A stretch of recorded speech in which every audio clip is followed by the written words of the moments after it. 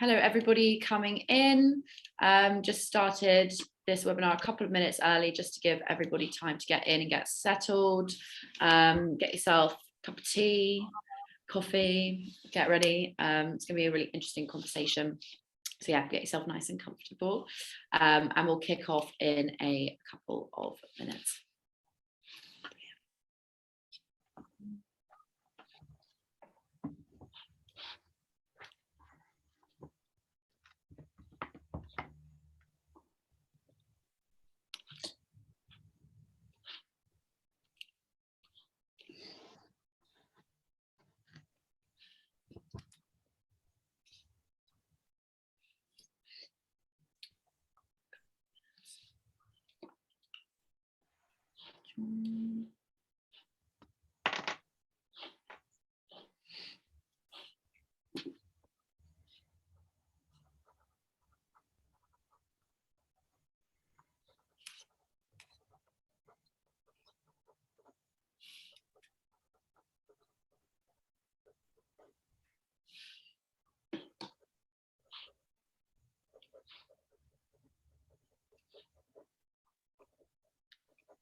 See more people joining now. Welcome everybody. You come in. We're kicking off. Let's kick off now. Why not? So it's just hit 12. So we'll get started. So hello everybody who's joined. Welcome to this event, Creating Content That Converts, hosted by the Work Crowd. So I'm Olivia Massey, and I'm the Customer Success Manager here, and I'll be chairing this event today. So yeah, thank you all for joining. So those of you who've joined so far, if you aren't familiar with the Work Crowd, we're a tech-enabled global freelance network specializing in PR, marketing, and communications. Joined with me today, I have three brilliant speakers. We've got Lala Cooper, we've got Maria-Christina Delioglani, and we've got Gabrielle Jesson. So I'll hand over to them shortly to introduce themselves. But first off, just wanted to highlight that as we go through our discussion, do feel free to put any comments, questions in the chat and in the Q&A, because we will have time at the end for questions and answers. So yeah, don't be shy. Feel free to post anything you might want, and we'll get to them at the end. So let's let our speakers introduce themselves. Gabby, do you wanna kick off? Sure, yeah, no problem. Great to be here. So 25 years in marketing communications, I guess. Ran my own agency for 16 years, sold that on, and now really focus on supporting startups and lean scale-ups. And obviously for startups that have limited budgets, content marketing is such a great asset to utilize if they can do that well. And so a lot of my work is very much about thinking about themes and topics that are relevant to the clients that I look after now, which, as I say, are mostly tech startups and lean scale ups as well. Is that too short? That's pretty long enough. That's good, Gabby. That's brilliant. Thanks, Gabby. Lala, do you want to go next?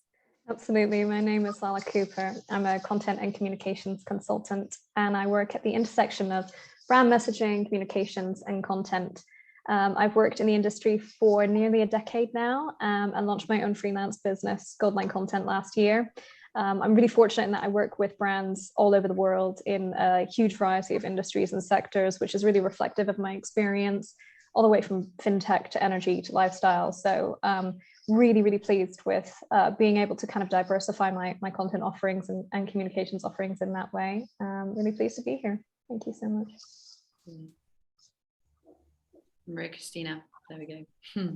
Hi everyone, lovely to be here. I'm a freelance marketing and communications consultant as well. I've been in marketing for about 10 years too. I've been quite lucky throughout my professional journey so far to have worked in various different industries, including healthcare, which is my prime kind of industry, let's say, because my background's in healthcare. And currently I think I've been freelance just before COVID, and then now I'm back to it, I guess. And I work with both agencies, supporting them on their internal healthcare accounts, but also on the actual client side, supporting them on their communication strategy. So lovely to be here. Brilliant. Thanks so much, guys. Well, we've got quite a bit to cover, so I'll kick right off. But yeah, as I said, do feel free to put any questions in the chat as you go. So I suppose to kick off then and to get started, we'll think about content maybe in terms of sort of B2B versus maybe B2C. So maybe Gabby, I know that you mentioned that you work with quite a lot of sort of startups in that sort of B2B tech space. What kinds of things do you sort of do with your content that might differ from, say, a B2C client? And what sort of things are you doing that in that sort of space that you think leads to the best engagement? Well, I think probably the principles are the same, whether you're in B2B or B2C. And I think it just starts with asking the question and hopefully answering it in the right way. You know, what's useful for you to share? And I think that is about topicality. With a PR hat on, which I tend to apply quite a lot in terms of my content creation or guiding content creation, at least, it's, you know, what is relevant to what's happening right now? How useful could your content be? So, you know, whether it's a report or a set of blog pieces or podcast content, I would always try and think about helping your clients and helping your customers to make better or smarter decisions. So to give a kind of real life example right now, I would say that because of the state of the economy right now and the challenges that many businesses are facing, as well as consumers, some of that content should really be about supporting those customers where you can, depending on what business, product or service you have, in helping navigate these changes during these turbulent times. So that's just, I think, a real life example of what's relevant to share right now. And so, yes, I suppose I do apply a kind of PR lens to good content creation, because that's how it tends to engage best and land best too. But without the final thing to say, I think there is that, yes, very important to share content that supports customers, but also think about what the next step is. So it's not just about creating a whole bank of kind of nice fluffy content that's about taking care of, I don't know, cost savings or mental health. What's the next step you want that customer to do? So it's very much about building that journey from the outset as part of your content strategy. No, definitely. Thanks so much, Gabby. No, I think that's really true. You've got to really think about what that sort of goal of that content is, and whether, you know, I think it'd be interesting. So with that sort of topicality and thinking about those next steps, are those next steps in terms of maybe sort of conversions? Are they, you know, trying to bring people back into, you know, back to a sales perspective? What sort of would you say would those key next steps maybe be? Well, I mean, we're talking about content that converts here, right? So for me, you should always be thinking about converting customers. You know, we're in the business of, or mostly in the business, in a commercial business context, and even if you're a charity, you're about, you know, raising funds or increasing donations. So yeah, I would always say that the part of that content has to be about leading a customer somewhere. Where do they go to find out more, or to have a demonstration, or to explore the different features of the product or service that, you know, you're representing? And I think that the important thing, though, is to get the balance right. And I would say that the right balance is not to overplay that commercial aspect. You know, definitely you want a call to action, clarity in your content, but in actual fact, think first about good content that really is helping people to think differently or act differently. And I think that should be the first step in creating good content, and then everything else flows after that, if that makes sense. Yeah. No. And just to jump in there, I think Gabby's touched on something that's really important, talking about that sort of fluffy content and kind of the habit of saying, oh, we need to put a blog out this week, and, you know, sort of going through the motions of tick box content creation.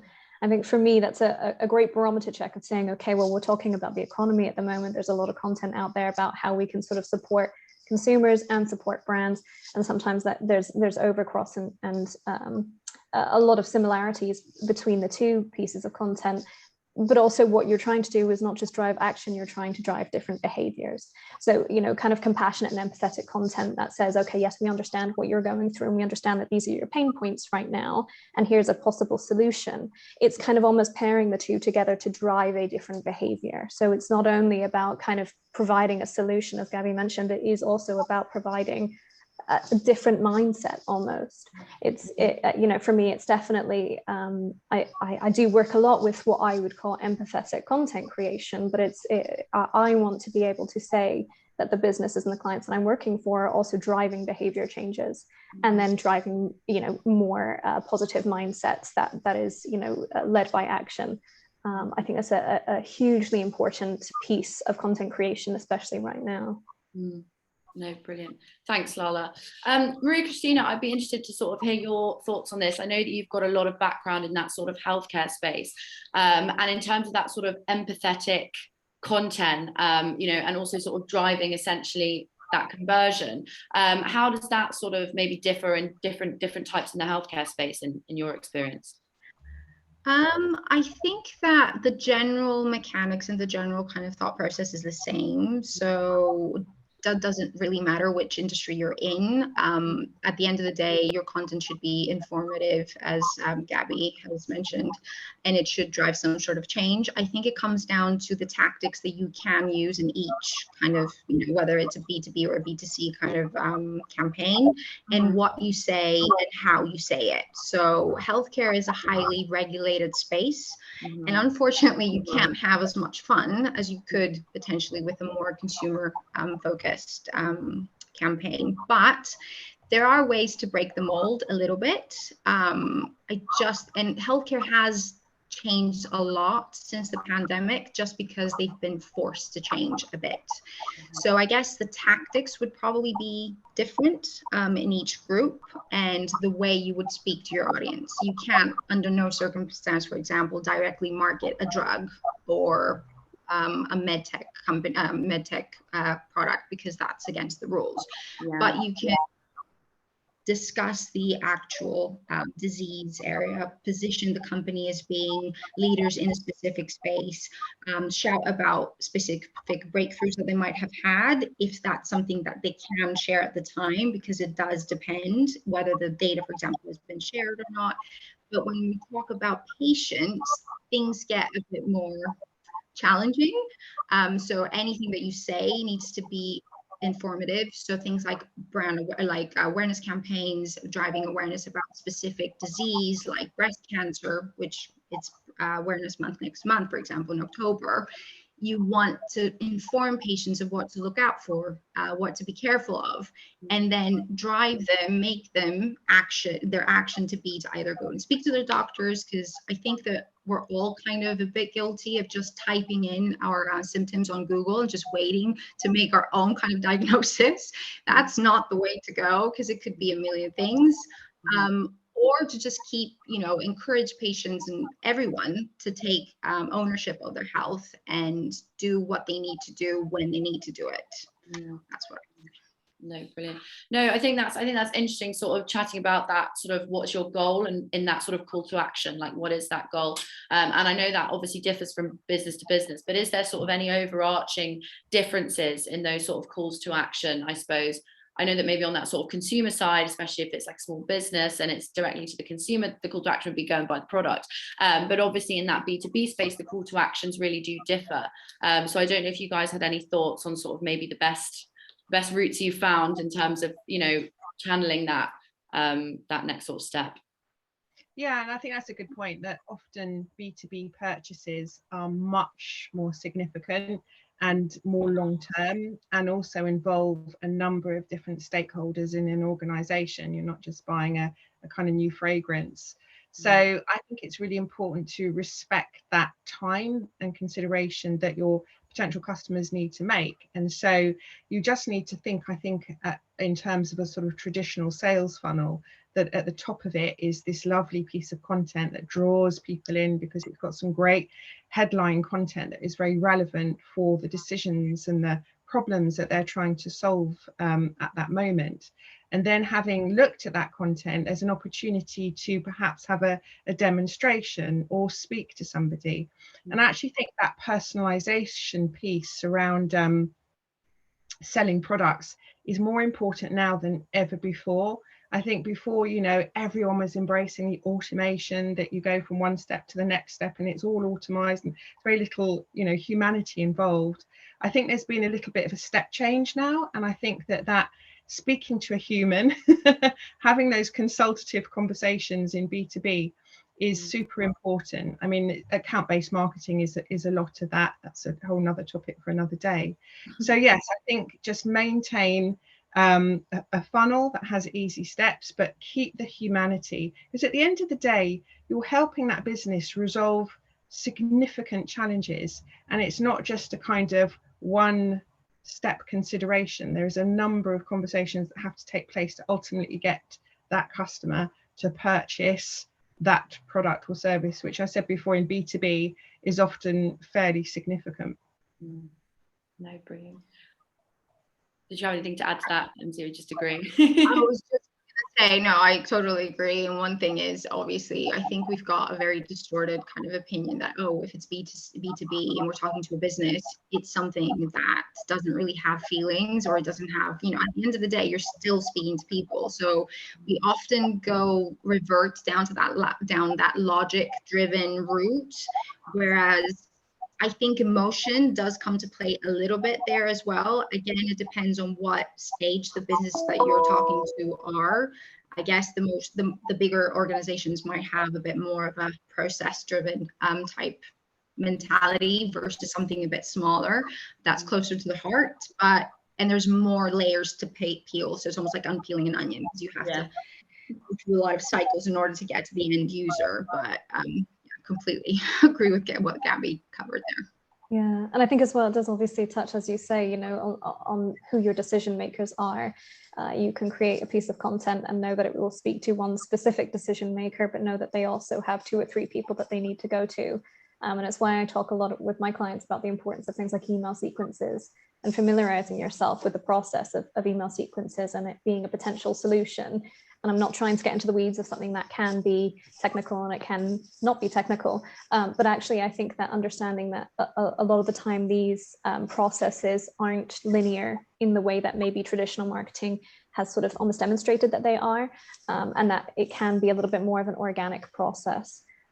Which as well goes hand in hand with understanding the analytics behind, you know, if you are going to process email marketing and you're going to go down that route as part of your content strategy, understanding the analytics of each stage and actually being able to dive into that and almost evolve your strategy as you go along. It doesn't need to necessarily be a stagnant, you know, a stagnant process that you're carrying for 12 months. Yeah.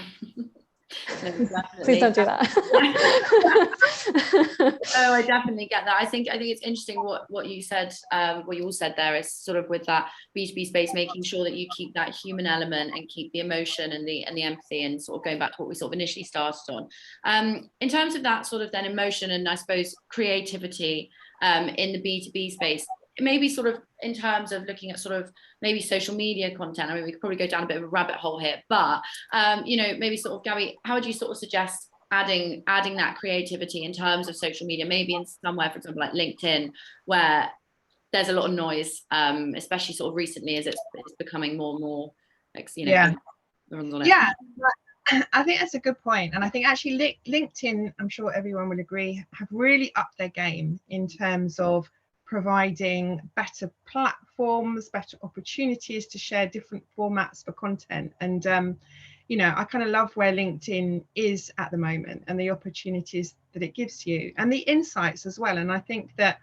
you know, with paid, you get a lot more insights, I think, if you're spending money with LinkedIn. And certainly from the sort of linked performance marketing campaigns I've been involved in, you know, LinkedIn constantly say that alongside your paid activity, you must always be igniting the brand. You know, your paid activity won't work unless there's really real clarity and energy around the brand, product or services. And that's whether that's B2C or B2B. So I would probably start with video content as the way forward, you know. So image content has been our kind of go-to ingredient for quite a while, but I think that has completely transformed now, and LinkedIn is definitely more friendly towards animated content and video content. And by video content, you know, I'm speaking specifically about LinkedIn here, but I also think podcasts have just exploded recently, and I think they're also great ways to engage two perhaps thought leaders in a conversation about the industry, the challenges that, you know, businesses or consumers are facing. So I think, yeah, there are kind of, I think it was Maria or Lala who said earlier that you have to be very mindful of the right content for the right channel. But I think either way, animated content is definitely the way forward. No, definitely. No, I think that's really interesting. Yeah, I think it's definitely thinking about maybe creative sort of new ways to push out that content. Like you said, podcasts have really taken off recently. And it's just, yeah, sort of rethinking the way that you're sort of pushing out that content. Lala, I know we sort of had a chat the other day about sort of infographics and things like that. You know, especially on sort of Instagram, they sort of, maybe in some sort of discourses have a bit of a bad rep. So I wondered what your sort of thoughts were on that. I bring up infographics in almost every conversation I'm in. I feel bad for the infographic. They do have a bad rep. People constantly say to me, oh, aren't they just a bit like 2010? There's an argument to that. There's a very diplomatic way of saying in part, yes. And infographics is something that I personally wouldn't recommend for a client for, you know, an everyday piece of content unless there's a real drive and a real meaning to it. But having said that, you know, infographics for B2B PR, really specifically B2B PR, is for me, there's absolutely a right place there. You know, it's a perfect way to kind of include some of that visual and some of the digestible data. For example, if you're doing a study or if you're doing a survey or anything like that in a press release, you are almost definitely going to get exponentially more coverage from including some kind of visual and graphic. And I think specifically if it is some sort of fact-based press release that's as I say, a survey or a study, I do think that there's time and a place for them. And I do think that they get a bad rep. I still advocate for them. It's just that I personally wouldn't necessarily say, okay, I'm going to put out this blog over here. I'm now going to kind of create an infographic that repeats everything in the blog. I probably just wouldn't do that. But I think that there's, to an argument, a sense of that for pretty much every single piece of visual content, apart from, you know, what you would typically see in quite sort of, say, influencer marketing on Instagram and things like that, is that they eventually do sort of come around to this thing of almost having that elusive bad rep. Do they actually work? Do they actually perform? Is this a little bit outdated? But there's always going to be a time and a place for them, in my opinion. It's the same for, say, explainer animations. I think that they were quite widely used in kind of, you know, mid 2010s, and they were supportive. They were good, especially for communications efforts and some content marketing efforts. So I think that there's always going to be a time and a place for them. Now they are oftentimes kind of perceived as something that is almost like spoon feeding information. But that's not to say that actually in a lot of different industries, you know, if you're thinking about banking and fintech, and especially if it is a B2C kind of younger demographic, it is going to encourage buyers, and it is going to kind of boost your performance. So it's what I say to my clients all the time when they say, "Oh, isn't this a little bit outdated?" Yes, but actually if you use it over here, you know, it still has its worth. No, brilliant. Thanks for that, Lala. Maria-Christina, I'd sort of be interested. I know that we've sort of been talking about sort of that healthcare lens in terms of, like, we were talking about visual content and things like that, and maybe sort of like social media. I know that sort of, you know, in that healthcare space, social media has often been a bit of a we don't need that. In your experience, has that sort of changed recently? Is it on the up? Is it going to change? What do you think? It's definitely changed. As I previously mentioned, pandemic was a massive kind of wake-up call, I guess, in all fronts. In healthcare, for example, they're exploring the potential, and it's already began exploring potential of actually people talking to their GPs via, you know, video calls instead of checking in or doing whatever they need to do. If they are things that they can do from home, to do it from home, to kind of alleviate the healthcare system a little bit, which is already quite strained. From a social media point of view, I think that the healthcare industry is starting to find its voice a little bit more. There are players within the healthcare space which are a bit more established and a bit more familiar with the different channels. We have an amazing following, for example, on Instagram, or on LinkedIn's a bit more of B2B. So I think that's a bit more established, but channels such as Instagram or Facebook or Twitter are just a bit under development, let's say. But I think that as we progress, we will see more change coming. Things do change and evolve very quickly, like across the market, across everything we do. So we just need to be constantly checking of what has changed, how can that be used for our kind of industry, for example, and even TikTok, which is a bad kind of mention for a lot of people.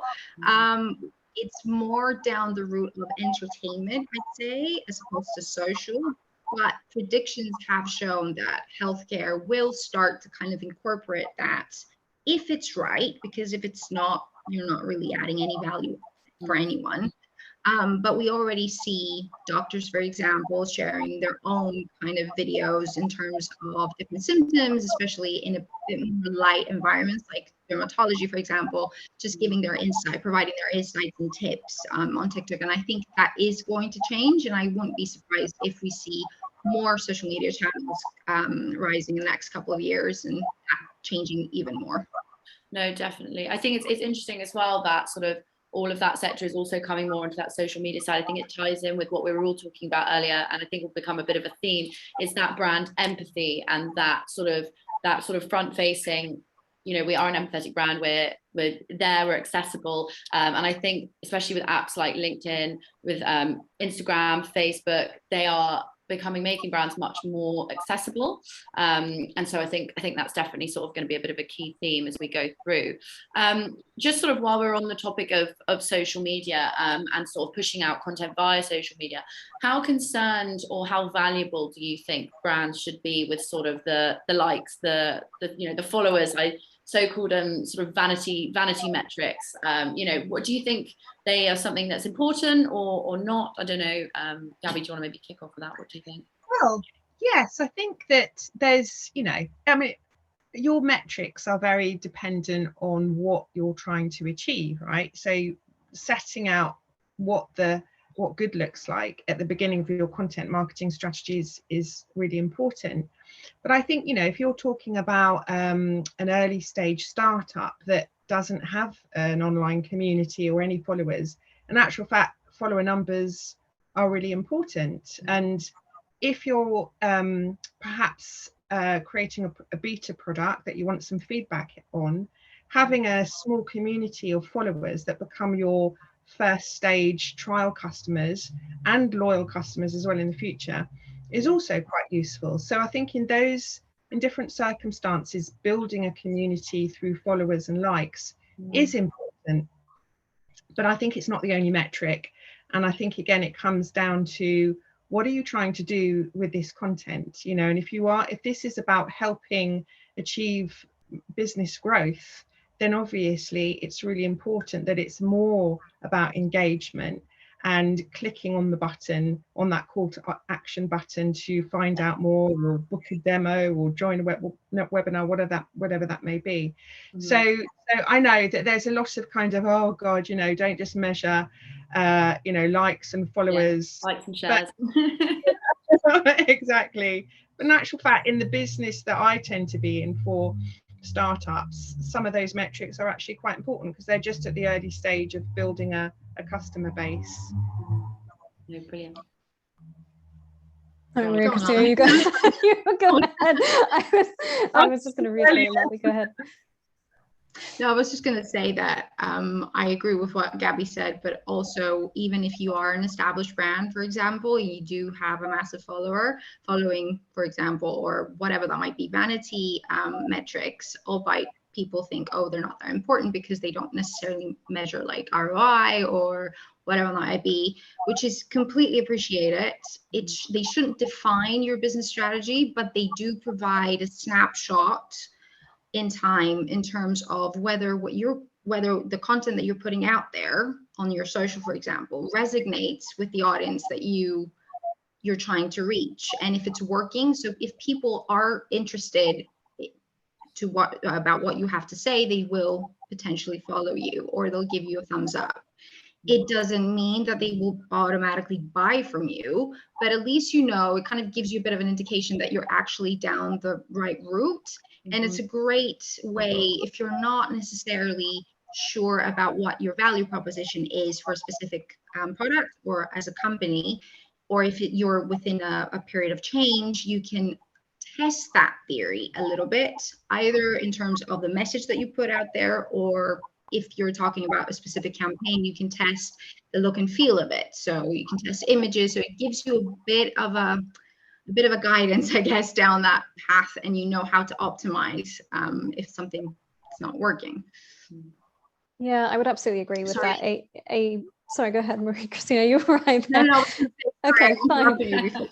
Not at all. A/B testing is, you know, for me, I would definitely agree with that. It's a great way of kind of being able to see exactly what's working and what's not. And I think the thing with vanity metrics and impressions is that you are still being able to create a feedback loop, and you're still being able to test the waters for what is kind of creating that relevance and relatability to your audience.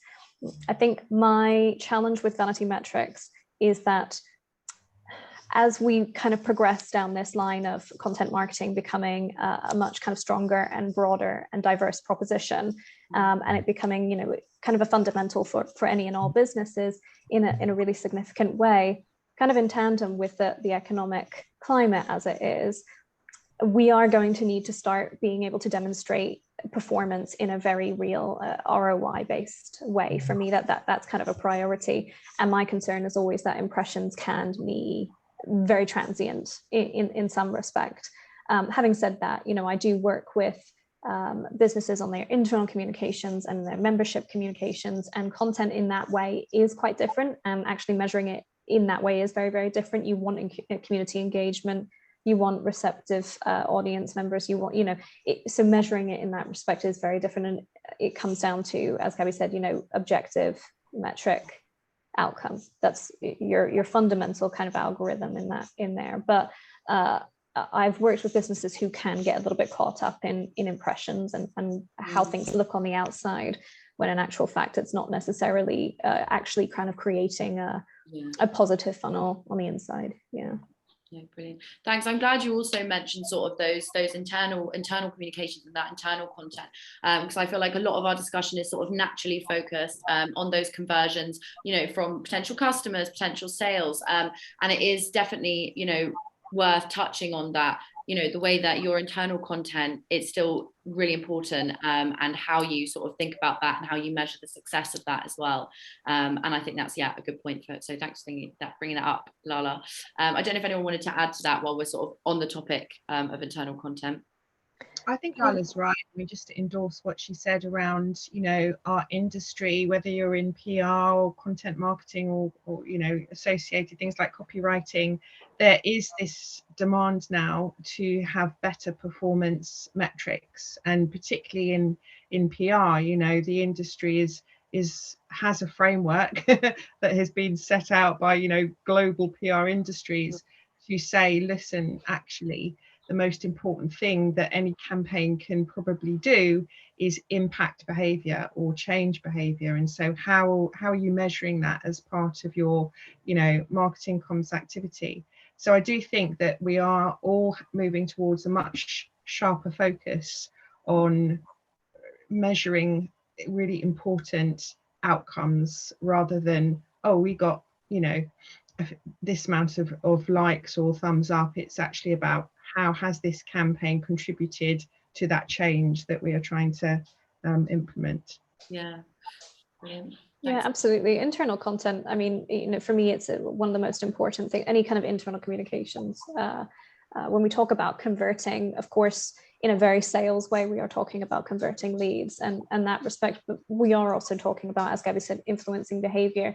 And I think that it is important to kind of focus on exactly what that looks like for the individual. And for example, if you're talking about internal content and saying, okay, well, we know that we want our employees to up their pension contributions, or we want them to, you know, kind of I don't know, drive, be an advocate for our business brand or anything. What does that look like in respect to your metric? And I think that can also be viewed as a conversion funnel in a very, very real way, which is a very long, drawn out conversation that can be had that I could talk about for forever. We'll do another one. We'll do another event, or just on internal. No, I think it's great that you guys are sort of now bringing up sort of that, you know, the measuring, the metrics, all of these key goals. And we've sort of touched on strategy quite a few times, but I just want to maybe delve back into that a little bit. In terms of your sort of overall brand strategy and goals, I mean, how important would you say content is? I'm, you know, bit of a leading question there. Who wants to kick off with that? Maybe Gabby. Oh, okay. Well, I think that I probably have two perspectives on this. One is that I am passionate about good content. You know, I love consuming it myself. I love listening to podcasts. That's generally where I find my education or inspiration.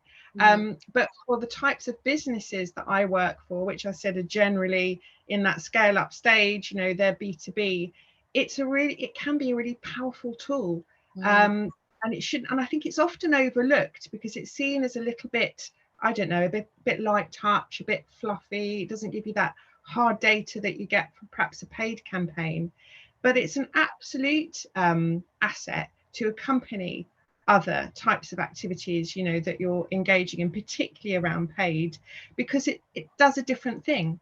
You know, yes, it can be directed to engage customer action, but it's also really importantly about reputation. It's also really importantly about credibility and authority. If you're coming into a new market, you know, you can create a piece of content that educates a lot of your influencers or stakeholders around the marketplace that you're in. So I think there's tons that content marketing can do that paid activity can't.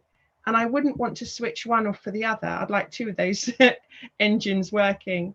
But it definitely does have a value that you can measure these days. So yeah, thumbs up. Content. Brilliant. Maria-Christina, do you want to come to you next, just in terms of that overall content in your overall strategy and unifying that along your brand? What are your thoughts? I think that I get the fluffiness of content. I guess in the healthcare space is a bit different.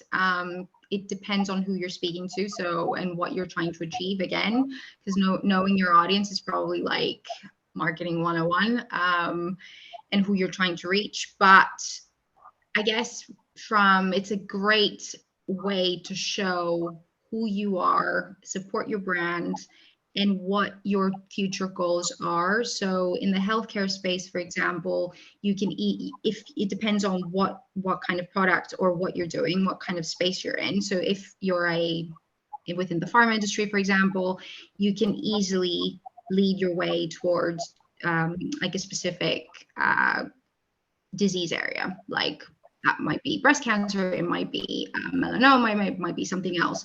So having pieces in key publications where your audience, whether that be healthcare professionals or other like investors or other people within the same industry, use to inform themselves, like it might be the Journal of Health, or it might be something else. That's really important, but it's not enough to be on its own. So I think it needs to be a rounded approach. So it's a very important piece of the puzzle, but it needs to be informed by either types of strategic activities where, again, you'll probably produce more pieces of content falling out of it, but it will kind of, contribute massively to that general kind of positioning that you will have as a player in a specific market.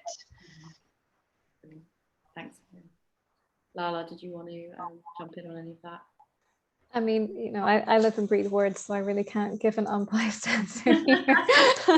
I think for me, a lot of the time there is a misconception when we talk about kind of a content strategy or content marketing, that it is this sort of almost standalone calendar that people create, and it has some keywords, and okay, someone over here is going to create a nice graphic, very pretty, lovely. When in actual fact, for me, when you're talking about a content strategy, that underpins or it can underpin, and personally I think it should, an entire brand strategy. And we're also talking about content in respect to marketing, yes, but we're talking about it in respect to PR, we're talking about it in respect to visual and written and experiential. So I think that the important thing for me is to say, not actually don't become too pegged down by the idea of what you might think a content strategy is and what you think it needs to kind of build and perform your brand strategy, when in actual fact it is there to sort of underpin everything. Sorry, my dog is pushing into me and distracting me. But what I'm trying to say is, I suppose, when we think about content, it isn't just this kind of one-dimensional, one-sided aspect of any kind of brand or business. It is very holistic, and it should be. I think that that's probably the big pain point for a lot of businesses, is understanding how to adapt and adopt it across all of your different kind of streams in your sectors. So it's something that I do speak and consult with my clients about quite heavily. I might say it's great that we're doing this, these new blogs or this new PR campaign, but how is it fitting into everything else? It is never a standalone piece, and it should never be a standalone piece. So I think that you run the risk of falling into a bit of a trap there by assuming that it is something when it should be lots of things. Yeah. To be productive. No, it definitely. Go on, Gabby. Sorry. No, I was just going to endorse that, because it just made me think of something that I hadn't said around content marketing should never sit as a kind of solo project. But the other thing about content marketing is that one piece of content can be repurposed so many times across so many different platforms and in different ways. So it can even then fuel and create an even more powerful asset for a paid campaign as well as a PR campaign.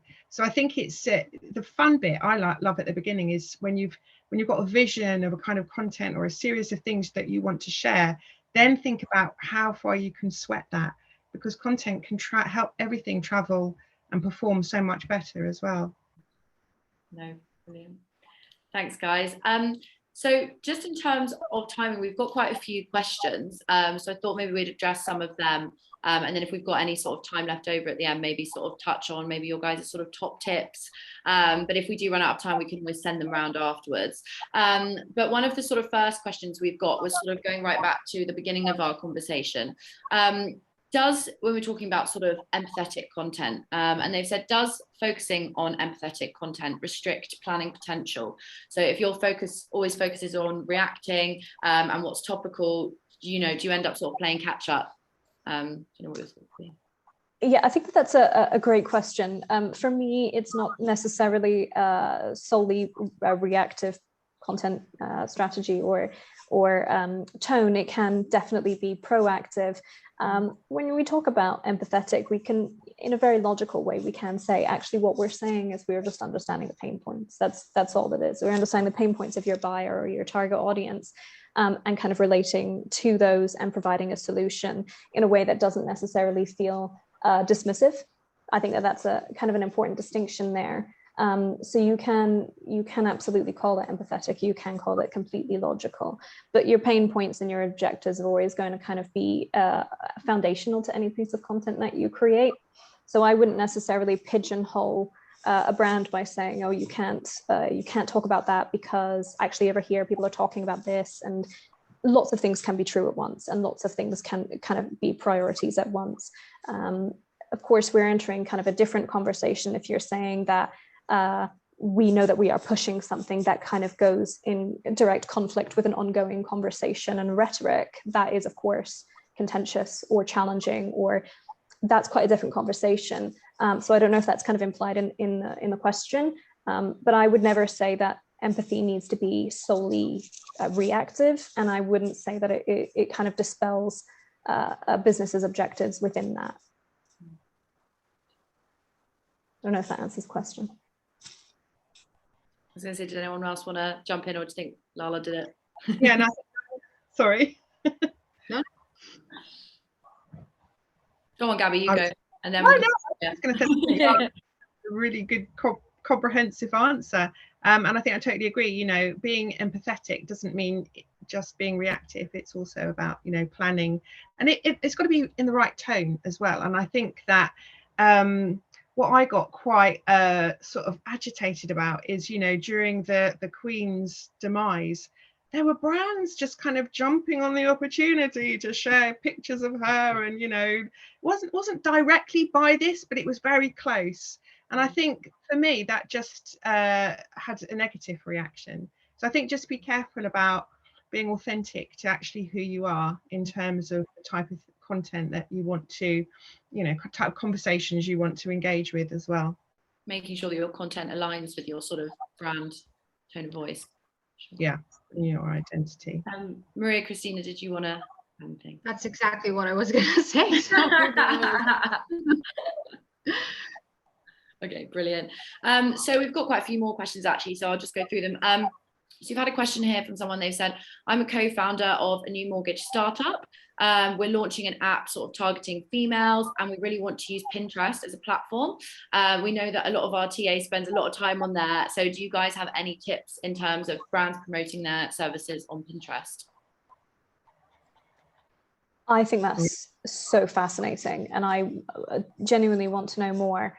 I can't say that I've used Pinterest very often for brands, so I wish I could offer some meaningful insight here, but I can't. I think probably the only thing that I would say, obviously, is that Pinterest is massively used, and I think predominant demographic is female. I'd probably be questioning whether or not that's a combination of organic and paid. Pinterest does do paid ads, and they are, they can be very effective if they're done well. So absolutely leverage the platform for that. And I think as well, I would sort of be questioning where your what I would call your digital anchor is. I say that with any kind of social platform personally, especially if you worked with a brand, for example, a few months ago who was using Instagram, you will have known that the algorithm changed, very, very radically, and it created a stir. I would say that it's your digital anchor is very important, and it almost always should be your website.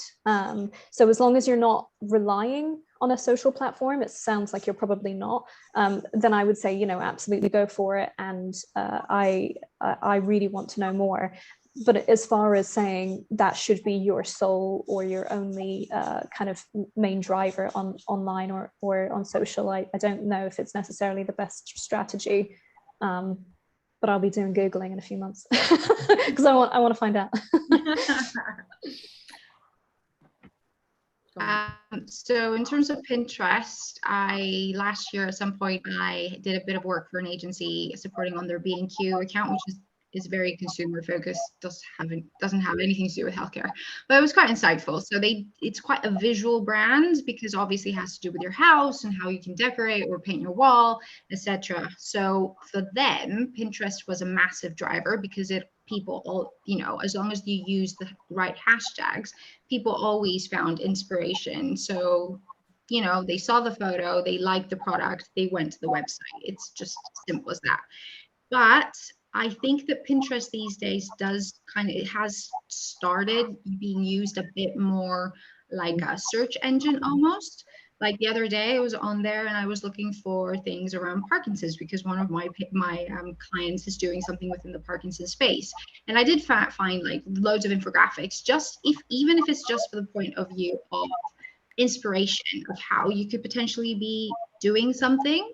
Then if they know for a fact that Pinterest is a driver, again, I completely agree with Lala. It should not be your sole driving platform, but it should be part of your wider plan.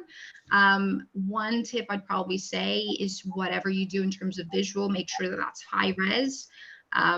It kind of, demonstrates your message, and the little caption that you put in describes what you want to describe the time. You have a clear call to action and you're using the right hashtags, which I think that's kind of like the general rule for most social media platforms anyway. Yeah, I don't have much more to add other than obviously, I think Pinterest is definitely in its second renaissance now. It's having another moment, and but it's always, I think, going to be seen as a kind of inspirational place, where you go to curate ideas and also, I guess, an identity around your own self. So I would say for any brand that's wanting to create a sort of digital presence, just make sure you're talking the language of the reason that the people are there. And actually, I'd love to find out more about this mortgage for females. It's something that I'm looking for at the moment myself. I'm sure we can share some info afterwards if anyone else is interested in that. So one of the next questions, thanks guys, I hope that answers your question. One of the next ones is, so one of the things that is both a blessing and a bit of a curse is the real-time, unpredictable, two-way nature of content outlets. Do you guys have any sort of pro tips on how to deal with the uncertainties introduced by these factors at all? Don't know who wants to kick off with that. Is it content outlets as in social media, or what is there anything more in the question? So it's content outlets. So yeah, maybe sort of social media, whether that's LinkedIn or Instagram, or whether that's, you know, pushing out for your website, blogs, that sort of thing. Especially with maybe sort of Instagram having its rise and fall and things like that. Yeah. I mean, okay, so my 2 cents is that and some brands won't agree with this, but that your social media page should never be your digital anchor. Your social media is there to promote and to support. I think it is different for small businesses, local businesses, or individuals. I do think that there is a difference there. But for kind of corporate and slightly larger brands, or brands that are interested in growing, I don't believe that social media should be your kind of only source of digital promotion and digital content. I still think that should be your website, or some kind of almost more stable platform in some sense. Your social media for me is there to create that feedback loop and to support and to drive content and outreach. And I think ultimately a lot of brands, you know, especially when they look at their metrics, they're looking at, okay, where is this traffic coming from? It's coming from social media, or it's coming from a Google search. Those tend to be the kind of the predominant ones there. So for me, I don't necessarily try and buy into the algorithms too much. You can lean on them, you can rely on them to an extent, but to say that you are going to shift your entire content strategy every single time there's a new trend, or, you know, algorithm or anything, you're going to sort of almost get caught up into the web of doing it for the sake of doing, and for the sake of some kind of performance that's not based in real-time objectives. So that's my 2 cents of it. But I would say that I am healthily skeptical about the breadth of which we can use social media. And I think especially as we seem to progress, where people are starting to become a little bit more aware of how these things are working in times against brands. Thanks, Lala. Does anyone else have anything to add to that? One thing to add to what Lala said is also that don't get disheartened if something doesn't work, because you can always go back and fix it. So you can tweak, that's why it's a living, breathing thing. It's not like I created a piece of content, threw it on in the website, or I threw it out on my social media channels, and that's that. You can go back, if, you know, more often than not, depends on what you're promoting and what you're talking about. They will be reactions. For example, prime example of this is during the pandemic, for example, we had a massive outbreak of data. So anything that had to do with people's data was a hot potato. There were reactions, people misread things. There was a lot of tension in the world in general. So I think you just need to be okay with any challenges that might come your way, and take a step back, take a deep breath, and just go back to the drawing board if needs be. It might be an easy fix, or it might be something that you just know it didn't work. So take that as a learning for your next piece of information and move forward. I think that's a really nice thing to say. I think that, you know, for anyone involved in content marketing, you know, it's a slower game.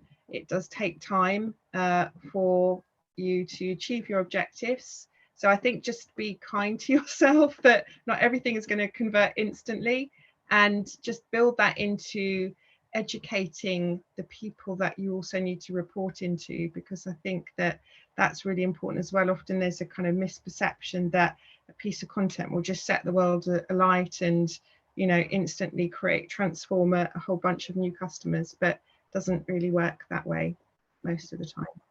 Brilliant. That's lovely, guys. Thanks.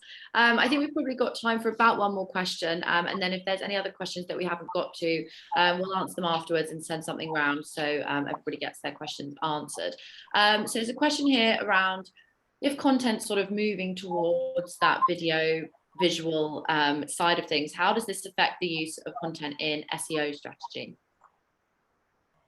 Can you say that again, Olivia? So if content is moving towards sort of that more visual video sort of end of things, how does that affect the use of your content in your sort of SEO strategy? Okay. Anyone want to jump in on that? We'll have a think about it and answer afterwards. Yeah, I would definitely want to mull it over. Video still supports SEO, of course, and any kind of video with written content, for example, is going to support your SEO strategy. So I suppose it kind of depends on for me, the context of the question and whether or not we're saying, you know, video is hugely relevant, and I can't stress that enough, but it's not the only platform, of course, and it's also not necessarily relevant for every single situation or every single business. So I wouldn't necessarily discredit other forms of content to support SEO, but I'm not entirely sure if I've gotten the context of the question correct. In that, I don't know if anyone else wants to weigh in. Yeah, I mean, I think that, you know, SEO, I mean, the kind of answers in the word, you know, SEO is about optimizing search results. And I think a whole different suite of content can contribute to that, you know, including visual content that is part of your digital footprint. But I would say that I wouldn't just place a piece of video out there and hope that it performs on its own. So I think good online marketing is about a blend of content and some richer content, perhaps some longer form content, because we do know from Google and their GA4 update that quality content is really key in terms of you know, a website presence. So I would say that, you know, without digging a bit deeper, as Lala said, if you're looking at optimizing your search results, look at that content that I think is going to engage your customers in the best possible way. And if that's a powerful piece of video that accompanies an article or PR backlinks that have the video embedded in it as part of, you know, article writing for third-party publications, then that's a great mix, I think, of assets that will help optimize search. Thanks, Gabby. Brilliant.